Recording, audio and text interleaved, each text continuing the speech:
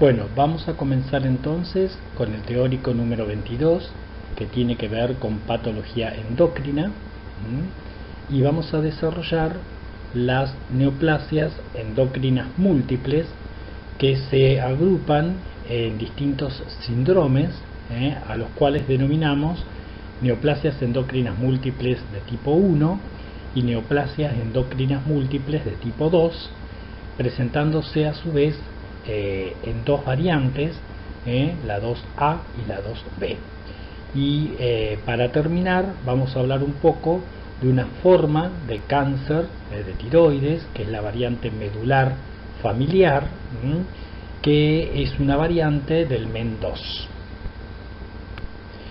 En línea general, estas son las características que competen a todos estos síndromes que vamos a desarrollar. En primer lugar, sabemos que es un grupo de enfermedades genéticas hereditarias que contienen lesiones de tipo proliferativo, o sea, hiperplasias, adenomas, carcinomas en múltiples órganos endocrinos.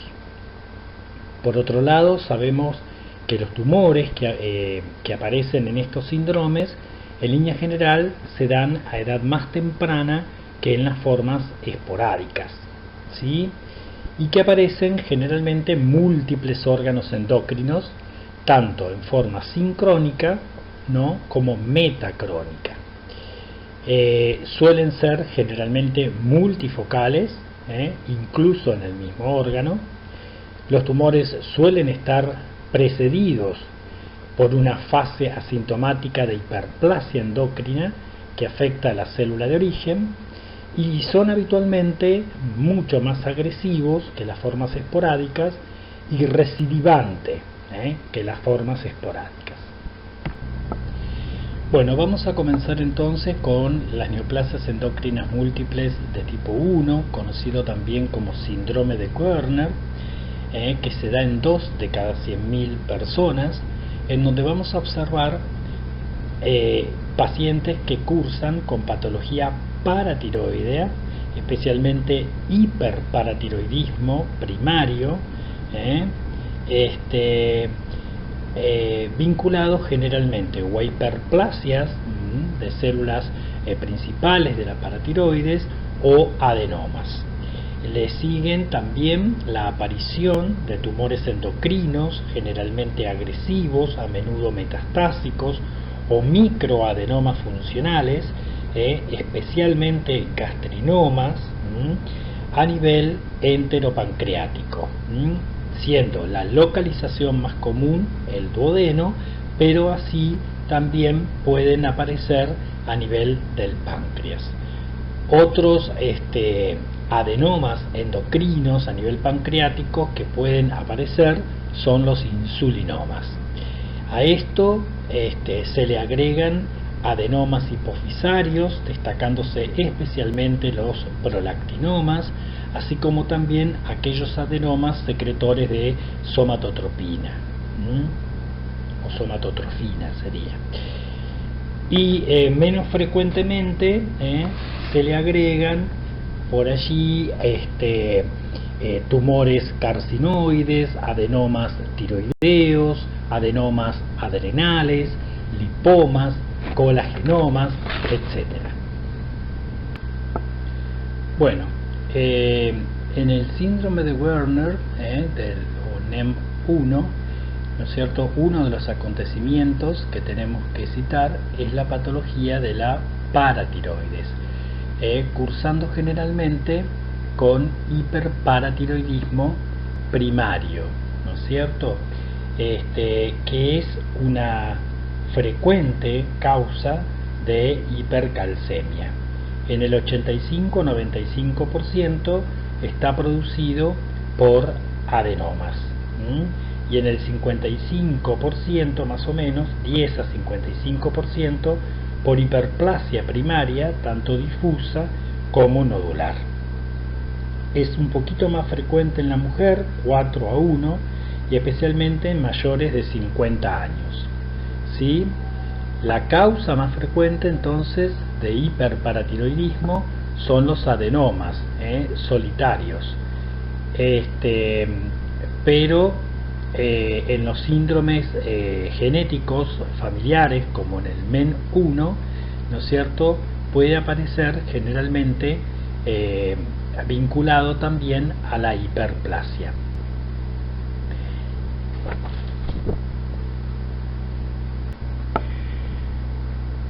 Clínicamente, ¿no es cierto?, vamos a encontrar que el hiperparatiroidismo se acompaña fundamentalmente de hipercalcemia con hiperfosfaturia, una disminución del umbral de fosfato a nivel renal, con hipercalciuria, un aumento obviamente de la secreción de paratormona, y así como también de la 1,25 dihidroxivitamina D. Hay mayor excreción de AMP cíclico nefrógeno y un aumento de la fosfatasa alcalina en suero, ¿cierto? Entonces, produce lesiones fundamentalmente en el hueso, ya que el aumento de los osteoclastos generan una erosión de la matriz ósea, especialmente en la metáfisis de los huesos tubulares largos, generándose resorción ósea con formación de trabéculas de hueso nuevo, ¿sí? En los casos graves hay un adelgazamiento cortical y una médula ósea que contiene tejido fibroso con focos de hemorragia y formación de quistes, que es lo que conocemos como osteitis fibrosa quística o enfermedad de von Recklinghausen ósea, ¿sí?, que lleva aparejado a un borramiento de las falanges, así como la aparición de quistes a nivel del carpo. También sabemos que los agregados de esos osteoclastos, con células gigantes reactivas y restos hemorrágicos, pueden dar origen en el hiperparatiroidismo a los tumores pardos, ¿sí? A nivel renal, la hipercalcemia favorece la formación de cálculos urinarios, o sea, hay una nefrolitiasis o calcificación del intersticio y de los túbulos renales con nefrocalcinosis, ¿sí? También puede haber calcificación metastásica a nivel gástrico, pulmonar, miocárdico o vascular. Puede aparecer una condrocalcinosis del ligamento triangular de la muñeca, generando una articulación radiocubital inferior afectada, así como también la cabeza del cúbito y del radio. Pueden agregarse quistes a nivel del maxilar inferior. Saber que las lesiones esqueléticas pueden retrogradar al resecar las paratiroides, pero las renales pueden progresar, ¿sí? Entonces, desde el punto de vista clínico, podemos ir desde, puede ser el paciente, ¿no es cierto?, asintomático, identificado en un análisis bioquímico rutinario con concentraciones séricas menores a 11,5 miligramos por decilitro, o puede ser sintomático, con concentraciones séricas de calcio mayores a 13,5 miligramos por decilitro, con excreciones de calcio aumentadas por encima de 250 miligramos por día, así como un aumento de la excreción de fósforo urinario, ¿sí? Muy bien. El hiperparatiroidismo sintomático, entonces recordemos que se acompaña fundamentalmente de la enfermedad ósea que describimos, ¿sí? Así como también de cálculos renales, especialmente de oxalato o fosfato de calcio, con dolor o uropatía obstructiva que puede terminar en insuficiencia renal crónica. Puede sumarse estreñimiento, incluso depresión, obnubilación, convulsiones, anomalías neuromusculares como debilidad y cansancio, así como calcificación de válvulas aórtica, mitral, con acortamientos del QT, y una queratopatía en banda, que es un depósito de fosfato de calcio en el limbo esclerocorneano. Por lo tanto, depende, ¿no es cierto?, el hiperparatiroidismo, o sea, la clínica, de los efectos del calcio y de la paratormona sobre sus órganos diana, variando de hipercalcemias ligeramente asintomáticas, con fases de normocalcemia de evolución crónica, hasta una tormenta paratiroidea, con hipercalcemias extremas de evolución aguda, pasando por una enfermedad con hipercalcemia moderada sintomática. Bueno, las glándulas paratiroides, también conocidas como tiroides de Nicolás, fueron descubiertas en 1880 por Ivar Sandström y derivan de las bolsas faringias, ¿sí? De la tercera bolsa faringia, las paratiroides inferiores, junto con el timo, y que descienden con y de la cuarta bolsa faringia, las paratiroides superiores, que descienden con la tiroides.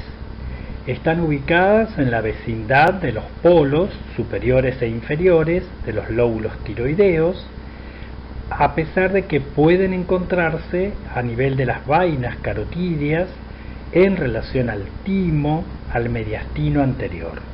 En número de 4, son glándulas generalmente pardo-amarillentas, ovoideas, capsuladas, que pesan aproximadamente 131 miligramos en la mujer y un poquito menos, 117 miligramos en el hombre. Desde el punto de vista histológico, las glándulas paratiroides están contenidas, ¿no es cierto?, por una cápsula fibrosa, y las células que constituyen su parénquima son predominantemente células con citoplasma eosinófilo que contienen glucógeno, poligonales con núcleos centrales, redondos, uniformes, y que contienen gránulos de secreción de paratormona. Son las denominadas células principales, ¿sí? Así como también contienen tejido adiposo. Muy bien, además de las células principales que describimos recién, y las células adiposas que suelen contener estas glándulas, existen también células de tipo oxifílico, que son algo mayores que las anteriores, acidófilas, ya que contienen mitocondrias con glucógeno, pero sin gránulos de paratormona. Estas contienen oxidasas y frecuentemente forman nódulos, como vemos especialmente en la imagen de la izquierda, ¿sí? No obstante así, existen células transicionales entre las células principales y las células oxífilas. Las células principales y oxífilas tienen diferenciación en la actividad fisiológica, como vimos, y podemos encontrarnos con algunas células claras con citoplasma ópticamente claro abundante y membranas bien definidas. Existen células transicionales entre las células principales y las water clear cells. Las células transicionales son más frecuentes especialmente en las glándulas hiperfuncionantes. En la pubertad, la glándula contiene más células principales y escasa contenido de grasa. Luego comienzan a aparecer las células oxífilas en islotes no capsulados. La grasa aparece y aumenta después de los 40 años. Y la actividad de la glándula está controlada por el nivel de calcio libre de la sangre. O sea que al disminuir el calcio aumenta la secreción de paratormona, Su actividad reside en los 34 aminoácidos terminales del extremo amino, ya que ésta contiene 84 aminoácidos. La paratormona se une a su receptor, que se relaciona con proteína G, e induce la hiperestimulación de la adenilato ciclasa, que genera AMP cíclico con activación de la fosfolipasa C, que convierte al fosfato de fosfatidilinositol, o sea el PIP2, en IP3 o trifosfato de inositol y DAG o diacilglicerol.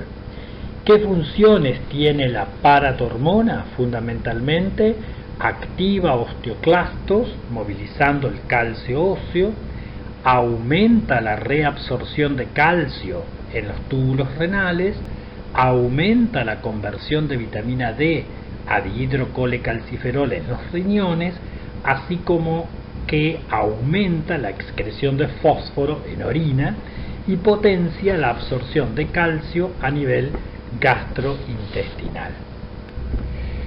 Bueno, respecto a la hiperplasia paratiroidea primaria, es constante en los pacientes con neoplasia endocrina múltiple de tipo 1.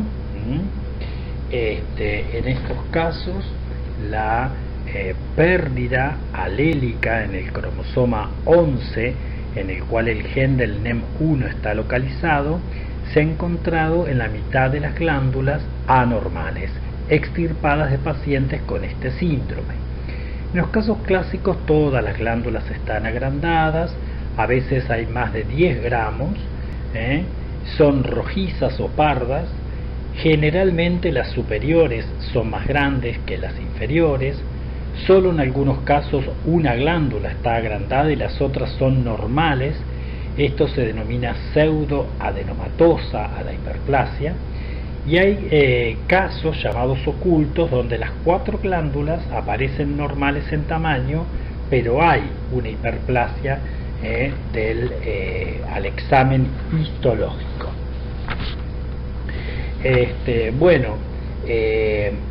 Escaneo, gamografía,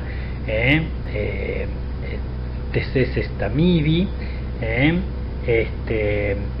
se hace con ultrasonido para planear enfoques quirúrgicos, usando paratormona intraoperatoria en forma rápida que permite la excisión invasiva mínima.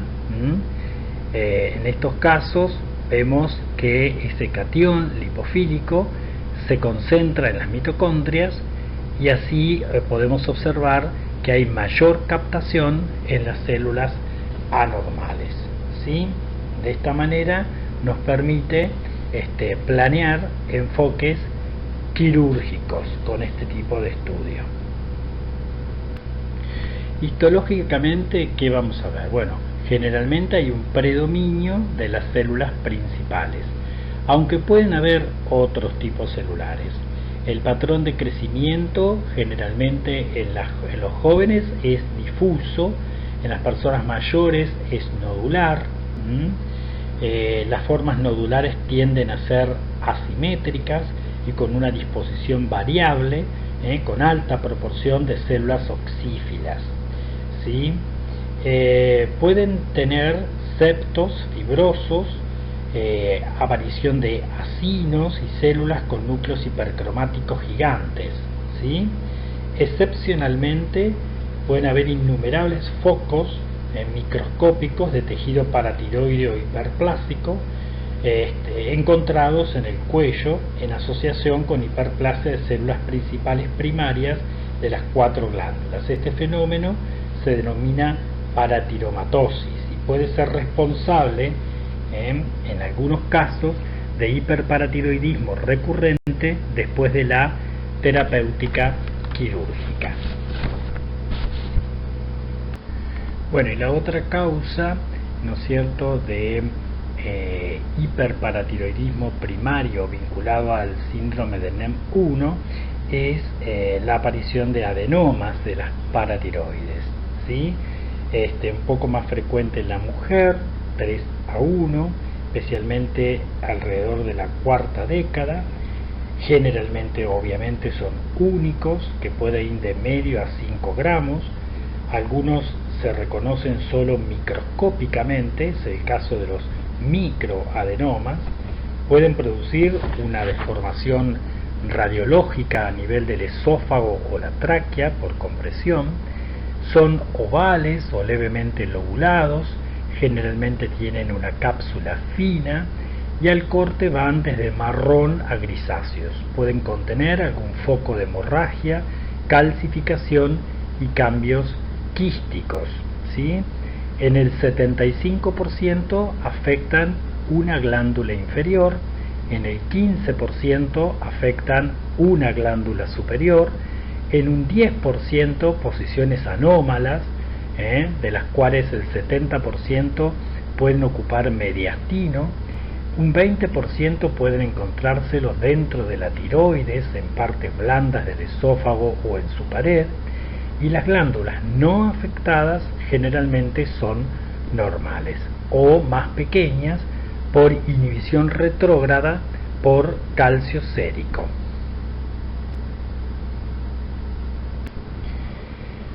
Microscópicamente son tumores que tienen cápsula, son muy celulares, y como condición debemos encontrar generalmente un cuello de tejido paratiroideo comprimido. Predominan las células principales y es común la combinación. Puede haber variaciones de tamaño de los núcleos, incluso hipercromasia aislada o en grupos, pero esto es un signo de benignidad, es lo que se conoce como atipía endocrina. Las mitosis son generalmente ausentes u ocasionales, el patrón de crecimiento generalmente es difuso, pero puede haber nidos, formación de pseudopapilas o folículos. Incluso los folículos pueden contener un material similar al coloide. Ocasionales grupos de linfocitos maduros pueden mezclarse con algún plasmocito. Cambios degenerativos en células tumorales pueden implicar una reacción autoinmune de tipo tumor específica, y el tejido adiposo ya no es visible, ¿no? O es mínimo el tejido adiposo que contiene. Desde el punto de vista inmunistoquímico son positivas estas células para paratormona y para varios tipos de queratinas. Las células del adenoma expresan neurofilamentos, enolasa neurona específica, cromogranina A, péptidos hormonales y opioides. Las otras glándulas son normales o incluso pueden estar atróficas. Bueno, y así como describimos la primera P del síndrome de Werner o NEM1, que es la patología de la paratiroides, este síndrome también contiene, ¿no es cierto?, patología pancreática, que es la segunda P del síndrome. ¿Sí? Esto es una imagen, bueno, de un páncreas normal.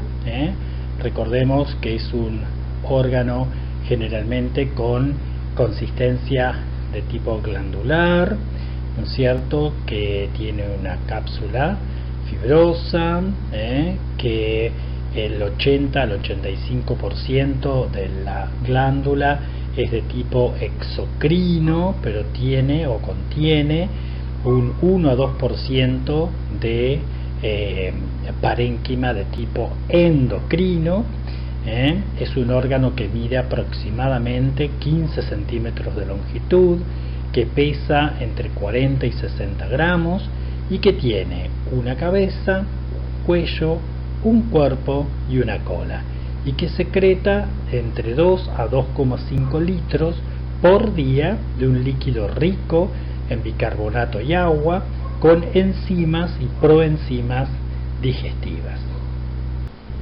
Desde el punto de vista histológico, ¿no es cierto?, el páncreas exócrino está constituido básicamente por estructuras acinares tapizadas por un epitelio cúbico simple,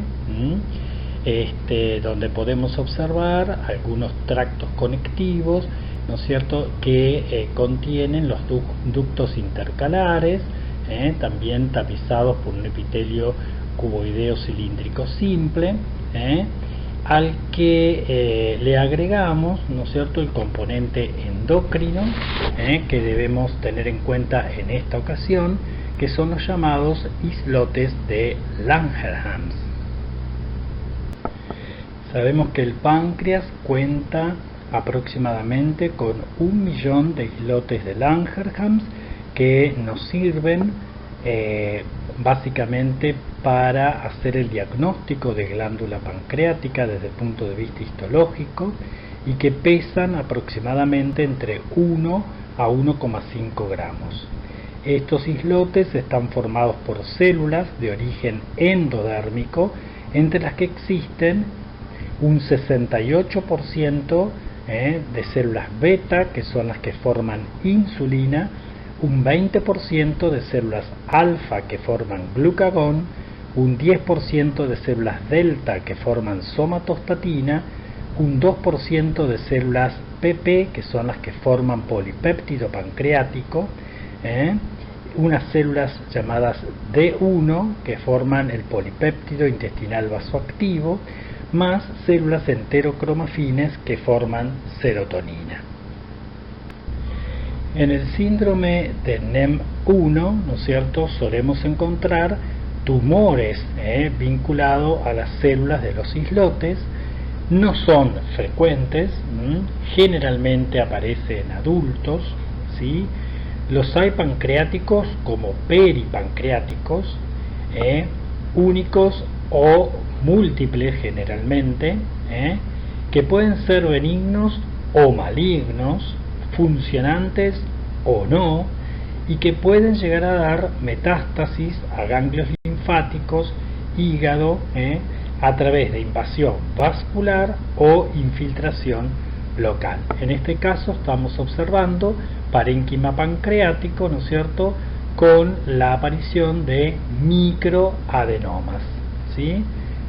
Vemos que está capsulado, es pequeño y está constituido por una proliferación, en este caso benigna, ¿no es cierto?, con un patrón trabecular.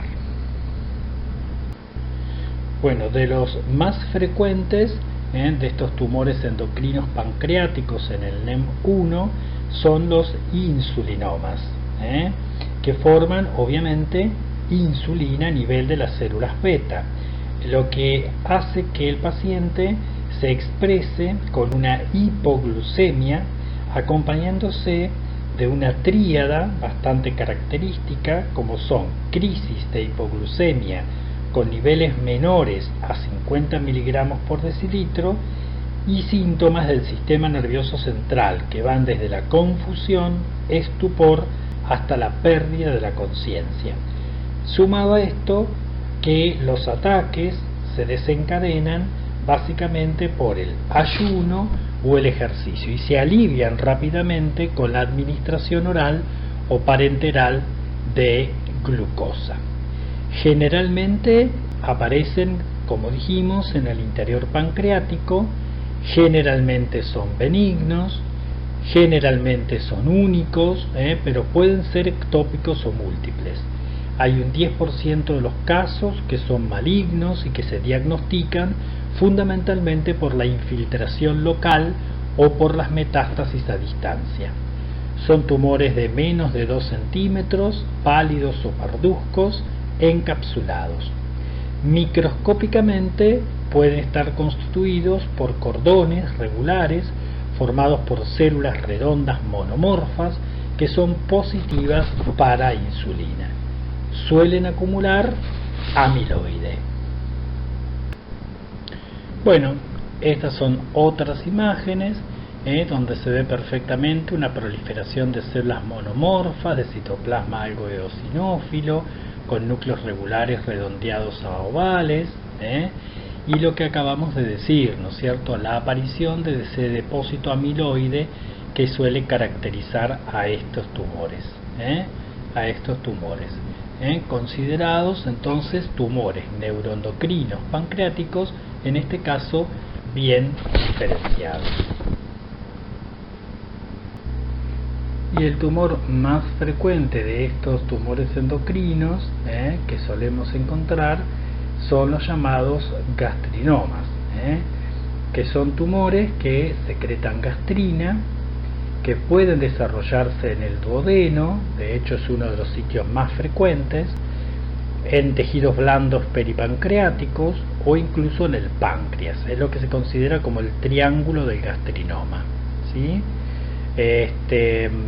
Bueno, más de la mitad de estos tumores muestran infiltración local o dieron metástasis, y es otro de los tumores que suele asociarse junto a otros tumores endocrinos al NEM1. Acá tenemos una vista endoscópica de estos tumores, que son redondeados, que son parduzcos, que son capsulados, generalmente son pequeños, y desde el punto de vista macroscópico, la localización más frecuente que es a nivel del duodeno.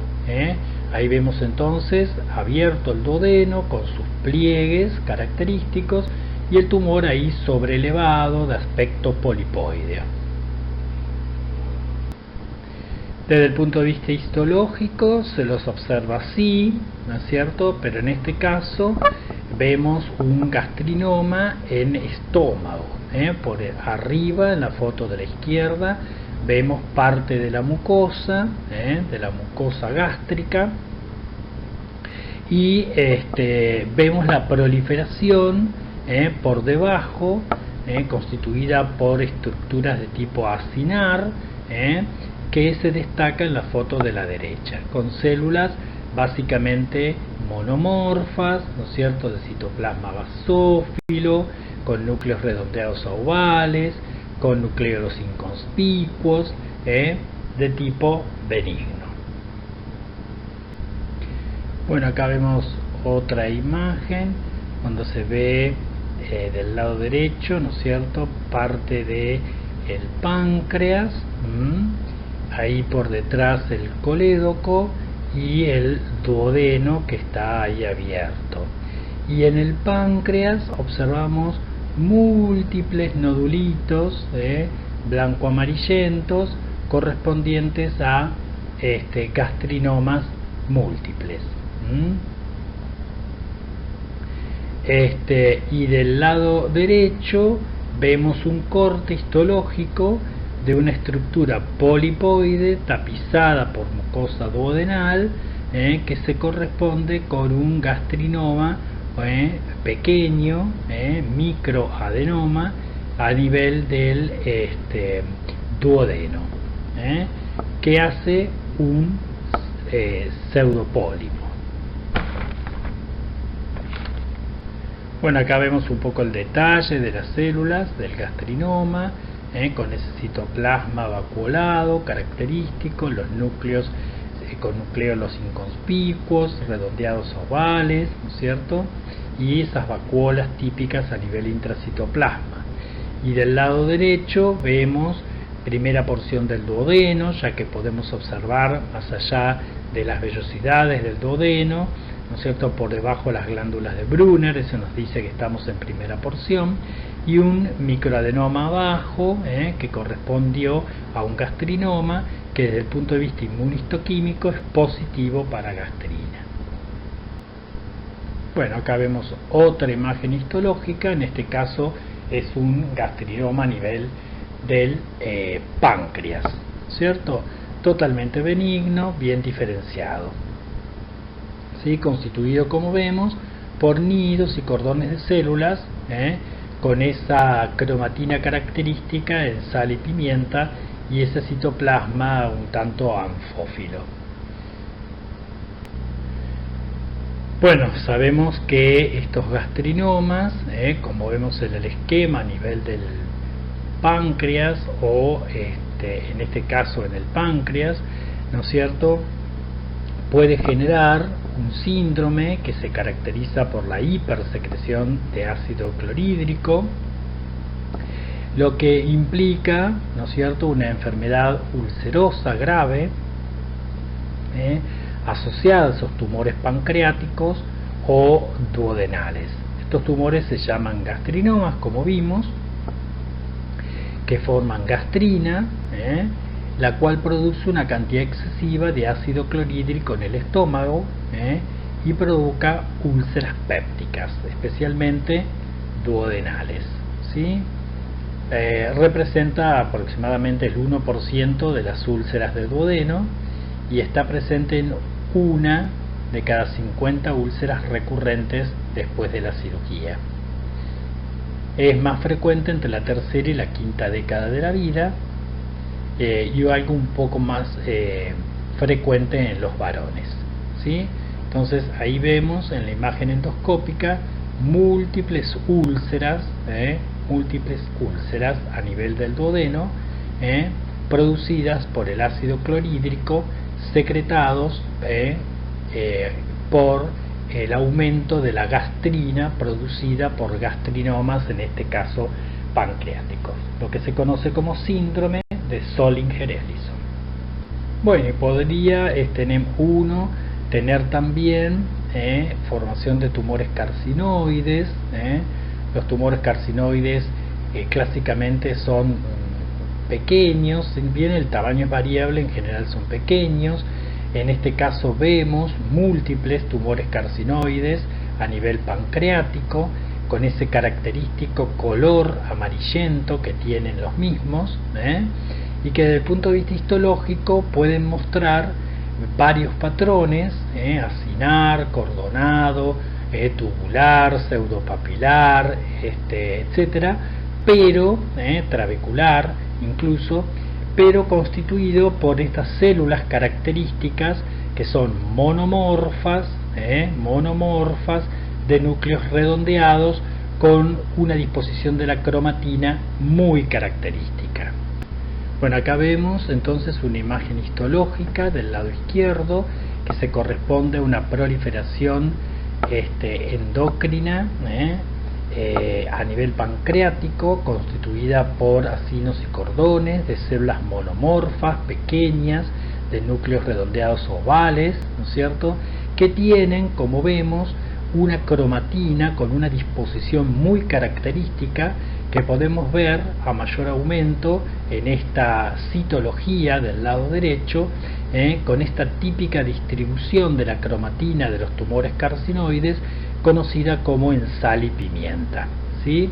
Estos tumores suelen formar serotonina y pueden generar síndrome carcinoide.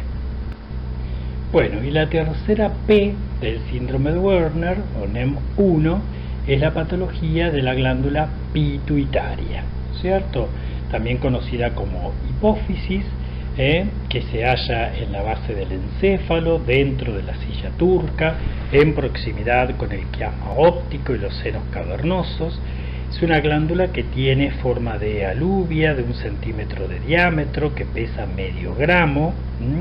Su tamaño aumenta con el embarazo.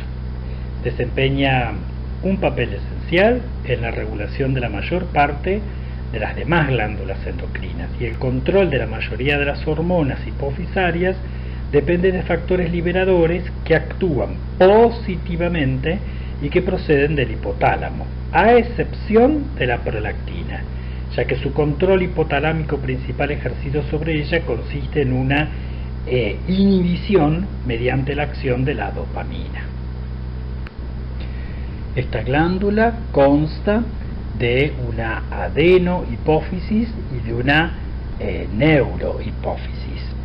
A nosotros nos va a interesar por ahora la adenohipófisis, que ocupa el 80% de la glándula, que se divide a su vez en una pars distalis, que constituye el lóbulo anterior, una pars tuberalis y una pars intermedia. Y la neurohipófisis consta de una pars nervosa, que junto con la parte intermedia de la adenohipófisis constituyen el lóbulo posterior, ¿sí? Más el infundíbulo que consta del tallo infundibular y de la eminencia media del tuber cinereum. Bueno, la adenohipófisis consta básicamente de células acidófilas y células basófilas, existiendo un grupo de células, ¿no es cierto?, que tienen citoplasma escasamente teñido y se las denomina células cromófobas. Las células acidófilas pueden formar hormona de crecimiento o somatotropina y prolactina, ¿sí? Las basófilas generalmente pueden formar ACTH, propiomelanocortina, hormona melanocitoestimulante, endorfinas, lipotropina, así como TSH, folículo estimulante y luteinizante. Bueno, justamente la producción excesiva de hormonas de la hipófisis anterior, o sea, hormonas tróficas, generalmente se deben a adenomas funcionantes. En general, los adenomas funcionantes están formados por un solo tipo celular y producen una sola hormona. Menos frecuentemente pueden tener un tipo celular y formando más de una hormona, como el caso de la hormona de crecimiento y la prolactina, o estar formados por más de un tipo celular. Representan un 10% de las neoplasias intracraneales, con una incidencia entre los 40 y los 60 años, y si bien la mayoría son únicos, existe un 3% de estos adenomas hipofisarios asociados al síndrome de Werner o NEM1. Arbitrariamente se llaman microadenomas a los que tienen menos de 1 centímetro y macroadenomas a los que tienen más de 1 centímetro. Aquellos microadenomas diagnosticados casualmente se llaman incidentalomas, ¿sí? El 5% de los adenomas son hereditarios y en este caso asociados a el NEM1, como vamos a ver, por mutaciones en el brazo largo del cromosoma 11, ¿sí?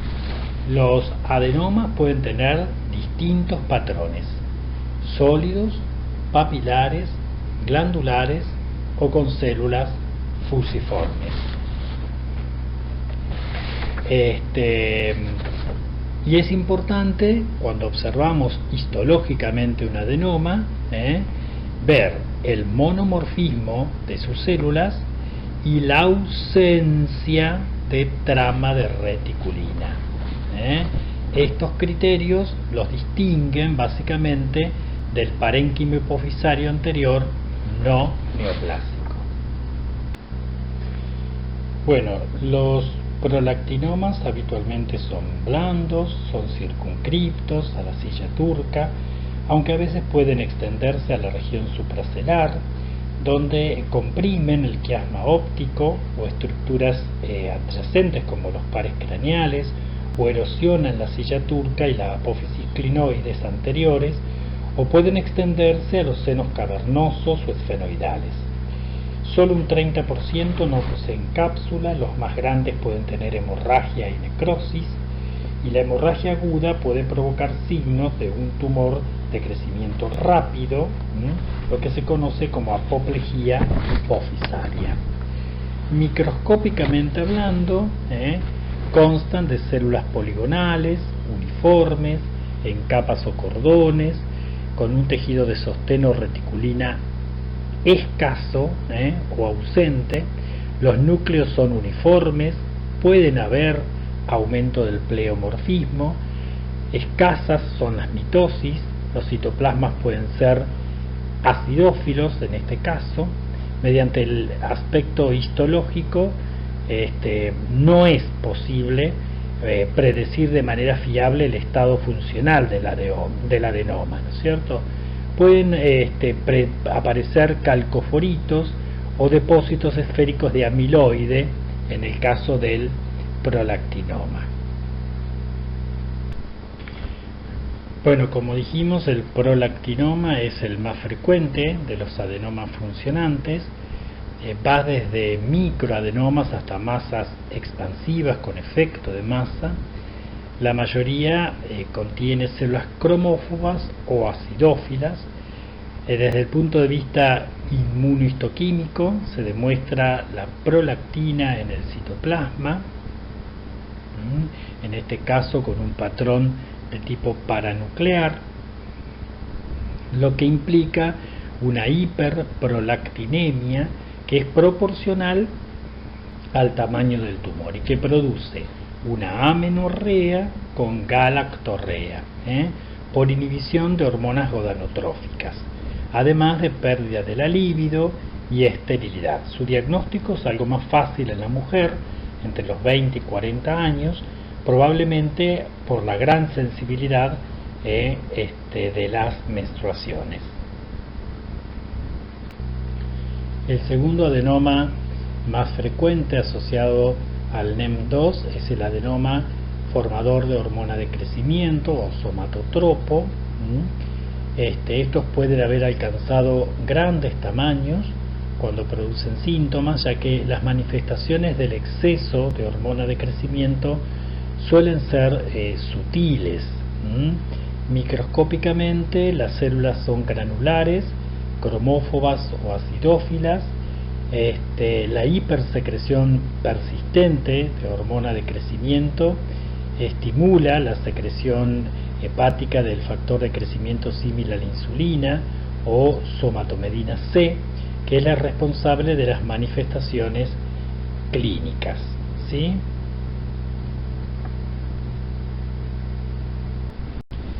Desde el punto de vista inmunohistoquímico,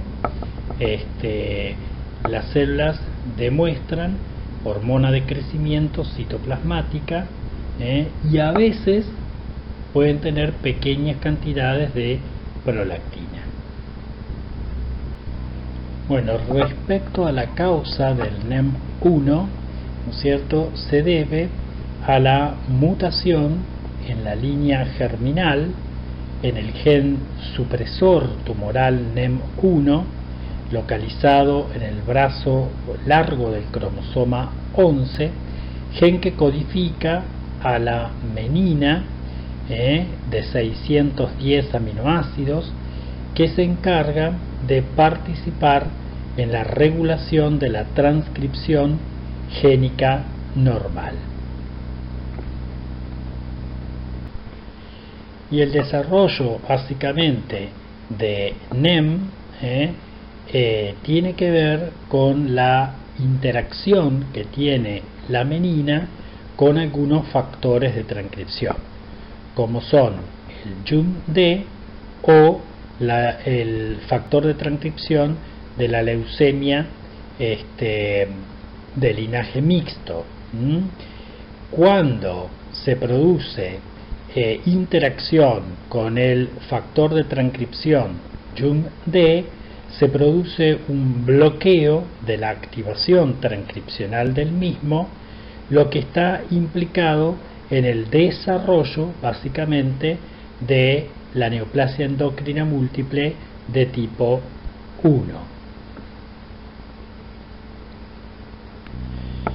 Bueno, ahora pasamos al síndrome de neoplasia endocrina múltiple de tipo 2, el cual dijimos que involucraba una variante 2A, una variante 2P y una variante especial, ¿no es cierto?, que es el desarrollo de carcinoma medular de tiroides de tipo familiar, ¿sí?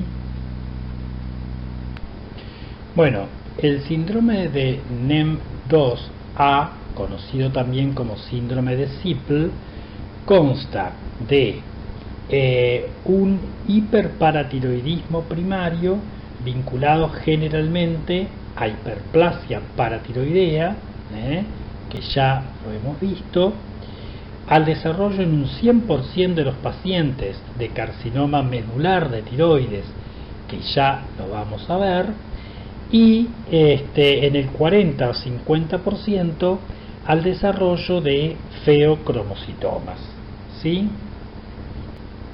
Con una prevalencia de 1 cada 30.000 individuos. De los dos, del síndrome 2, el A es el que se da más frecuentemente, en el 80% de los casos.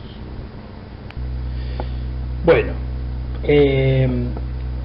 respecto a las glándulas adrenales o suprarrenales, el número de 2, derecha e izquierda, se hallan situadas por encima y por dentro de los riñones.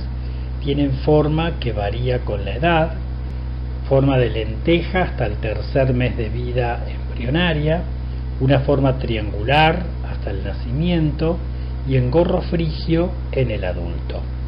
El tamaño es de 3 por 2,5 centímetros, con un peso de 6 gramos cada una, total de 12 gramos, y de color pardo amarillento.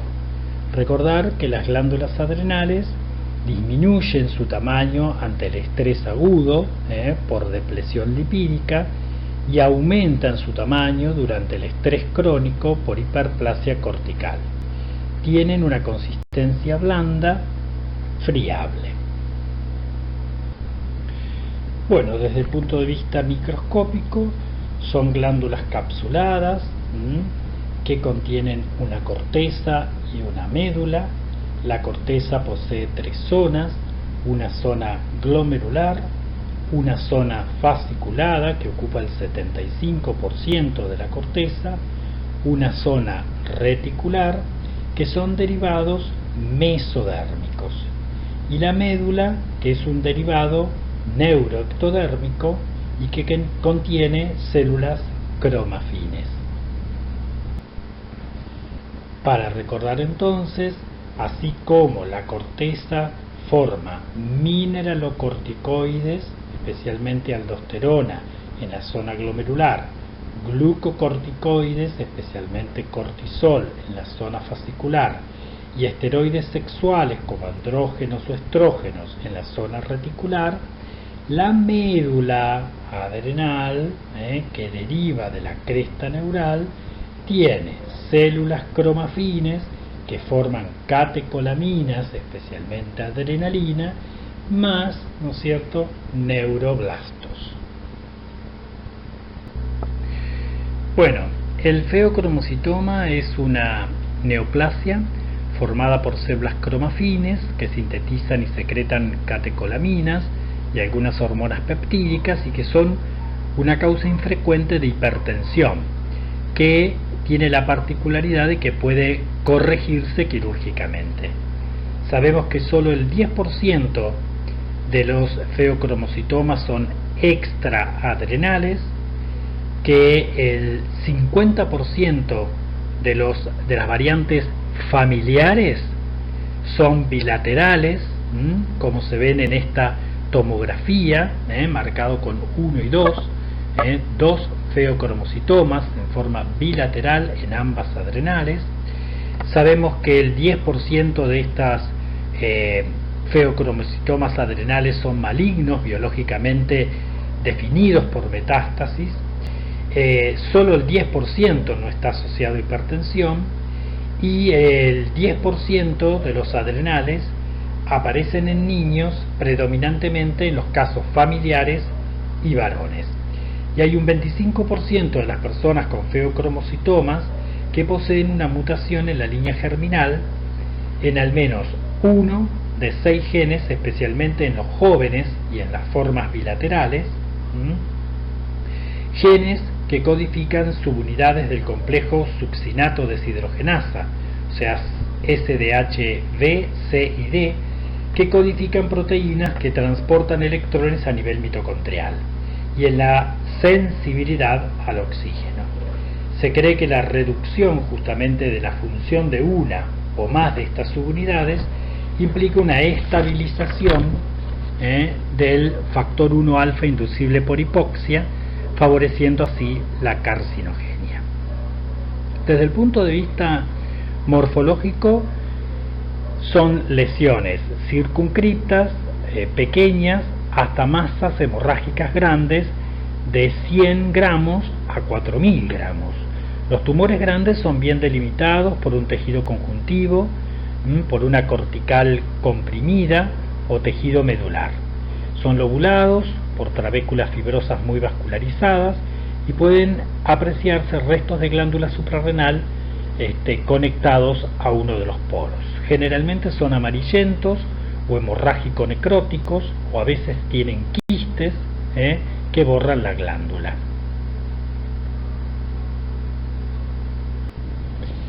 Microscópicamente hablando, son muy variables. Constan de células cromafines o células principales poligonales a fusiformes que están agrupadas con células sustentaculares en nidos o alvéolos que se llaman nidos de Selvalien, por un entramado vascular bastante abundante. Infrecuentemente predomina una célula pequeña o fusiforme. El citoplasma es granular fino, con núcleos redondos ovoideos, con cromatina en sal y pimienta. Bueno, determinar la malignidad puede ser difícil, ya que no hay ninguna característica histológica que sea indicador fiable de la conducta clínica. La presencia de mitosis, de necrosis tumoral confluente, de células fusiformes, pueden asociarse a una conducta agresiva y aumento del riesgo de metástasis. Pero ojo, porque los que tienen características histológicas benignas pueden dar metástasis, mientras que los pleomórficos pueden permanecer confinados a la glándula y tener pleomorfismo nuclear, celular, con células gigantes, mitosis, y ser benignos. Y la monotonía celular, incluso puede tener conducta agresiva, incluso tener invasión capsular y vascular, y ser una lesión benigna. Por lo tanto, el diagnóstico definitivo de malignidad está basado exclusivamente en la presencia de metástasis en ganglios regionales a nivel hepático, pulmonar u óseo. Bueno, desde el punto de vista inmunistoquímica, son positivos para marcadores neuroendocrinos, obviamente, especialmente la cromogranina A o la sinaptoficina. En este caso vemos una cromogranina con tinción citoplasmática. Y para el diagnóstico nos sirve el aumento de la excreción urinaria de catecolaminas libres y de sus metabolitos, como el ácido vainilmandélico y las metanefrinas, o ácido homovanílico.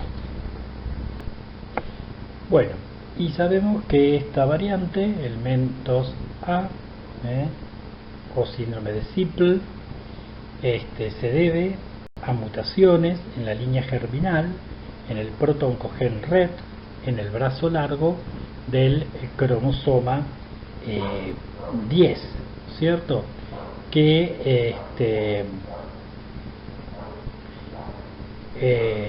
forma una proteína que se une a un receptor de tirosin quinasa, el cual se liga a el factor neurotrópico derivado glial, ¿sí? Y envía señales de crecimiento y diferenciación por aumento de su función.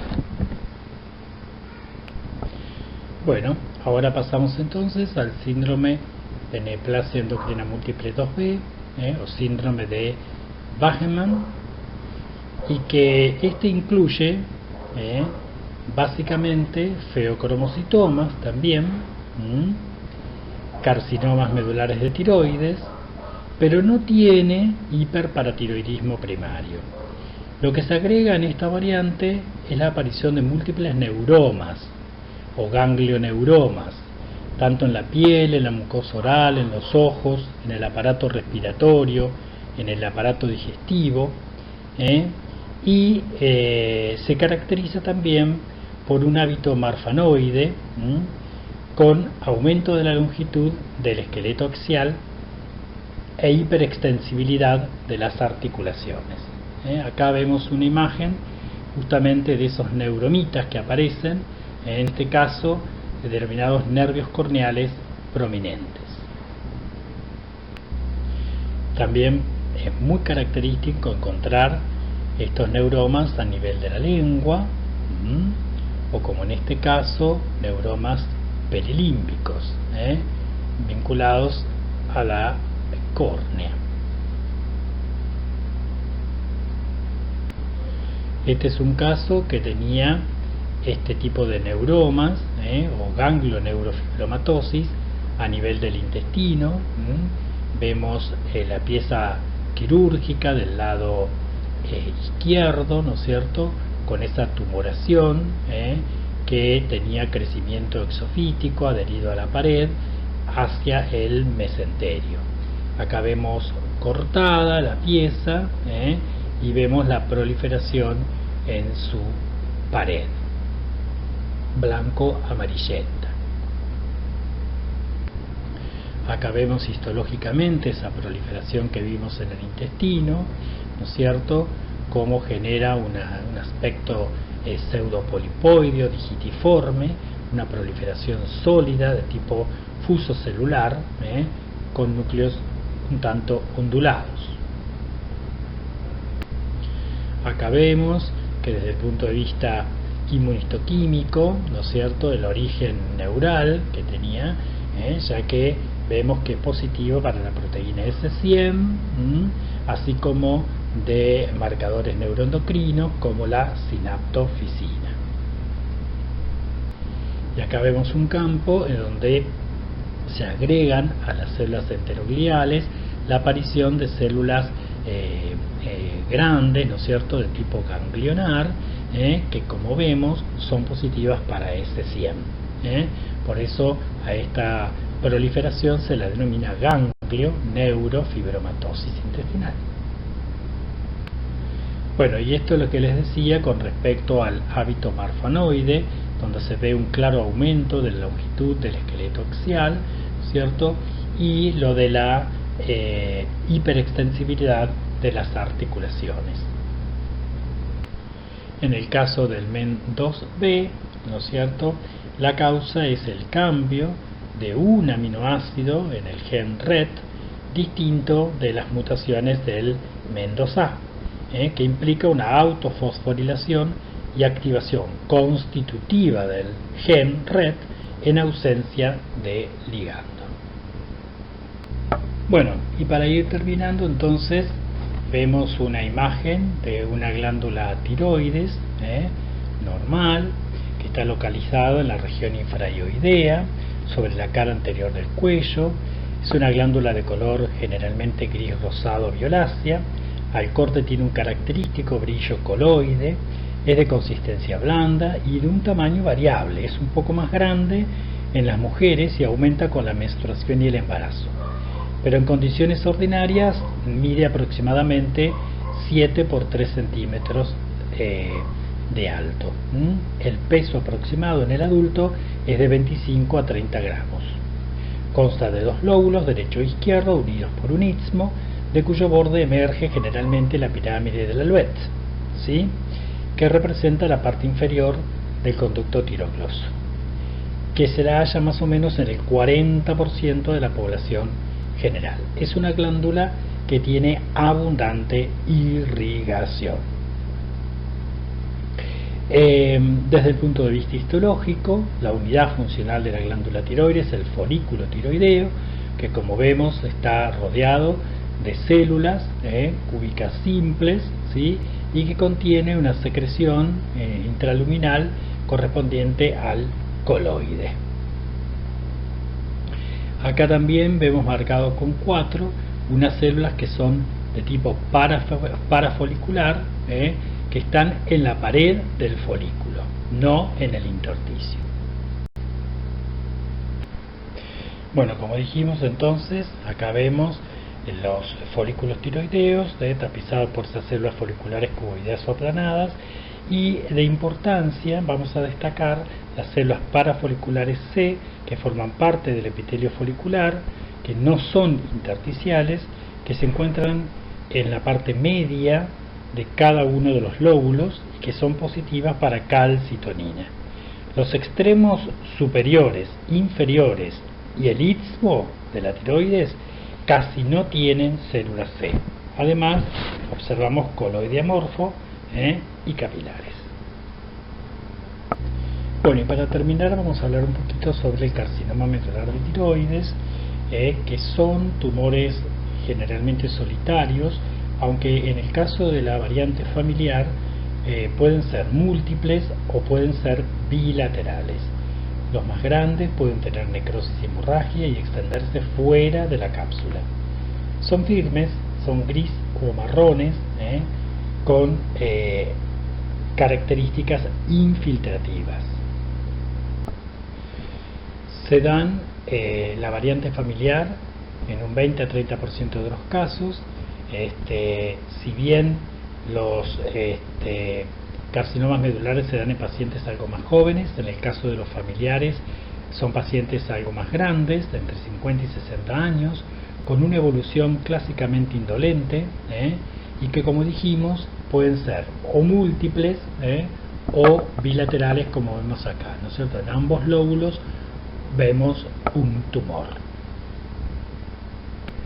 Bueno, acá vemos algunas imágenes citológicas de una punción de aspiración con aguja fina de un carcinoma medular de tiroides, donde podemos observar células aisladas, con prolongaciones fibrilares, con núcleos redondos o ovales, a veces fusiformes, con una cromatina finamente granular, en donde a veces podemos observar binucleaciones. En este caso, en la punción vinculada a la punción de aspiración con aguja fina, se le hizo inmunistoquímica, resultando ser células positivas para calcitonina. Bueno, histológicamente puede ser muy variable, generalmente son células fusiformes, apoligonales, que se agrupan en nidos, en trabéculas, en folículos, ¿sí? Pueden tener células anaplásicas pequeñas. Se caracteriza por la presencia de depósitos de sustancia amiloide acelular, derivada de la calcitonina, a nivel del estroma. Bueno, por supuesto, más allá de que son positivas para ciertas citoqueratinas y marcadores neuroendocrinos como la cromogranina, ¿cierto? Vemos la positividad clara con la calcitonina, ¿sí? Y la negatividad para la tiroglobulina. Bueno, y debemos destacar que estas neoplasias, o sea, los carcinomas medulares de tiroides familiares especialmente, se acompañan de una hiperplasia multicéntrica de células C o parafoliculares en el tejido tiroideo colindante, ¿cierto? Que está ausente en las lesiones esporádicas. Por lo tanto, la hiperplasia de células C asociada al carcinoma medular, ¿no es cierto?, sugiere que es una variante de tipo familiar y se la considera una lesión precursora, calcitonina obviamente positiva. Bueno, acá vemos una historia de carcinoma medular de tiroides y una variante patogénica de tipo germinal en este heredograma, donde el caso índice se encuentra señalado ahí con una flecha en el 4.3, que corresponde a la cuarta generación de familiares afectados con cáncer de tiroides, ¿sí? Y por debajo vemos el electroferograma con el secuenciamiento Sanger, que muestra el axón 11 del gen RET, ¿sí? Nosotros sabemos entonces que los carcinomas en las formas familiares de tipo medular aparecen asociados a mutación en la línea germinal en el protoncogen RET con activación constitutiva del receptor. Bueno, y si bien estos cánceres se tratan con tiroidectomía total, más resección de los ganglios linfáticos centrales, en el caso de los familiares, se realiza tiroidectomía profiláctica a todas las personas portadoras de la mutación RET de línea germinal, para así prevenir la aparición inevitable de carcinomas medulares. Por supuesto, luego se debe realizar un tratamiento sustitutivo con levotiroxina y hacer un seguimiento del paciente tanto clínico, ecográfico, como a través de la evaluación de los niveles de calcitonina. Muy bien, con esto terminamos entonces. Muchas gracias.